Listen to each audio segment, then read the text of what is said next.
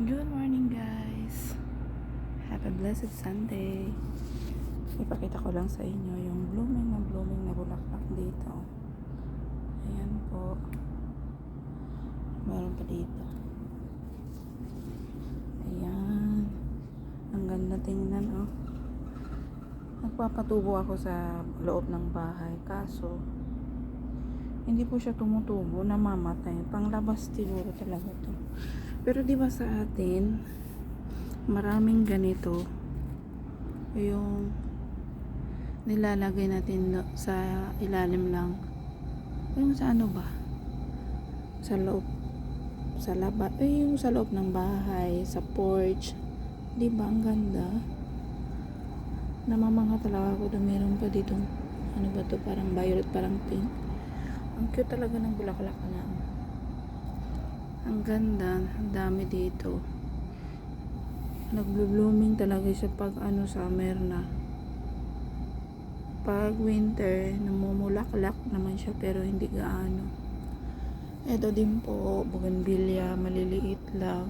Blooming na din siya oh. Ayan. Ang dates natin, late na siya namunga. Ganito lang siya kaliit. Ayan po. Late na nga siya. Mag-June na. Ganyan pa rin siya.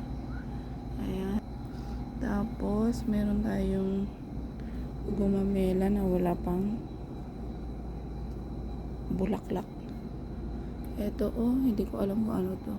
Ayan. Ayan po.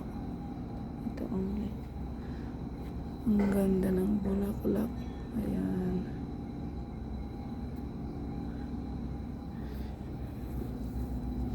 Ito yung pine tree.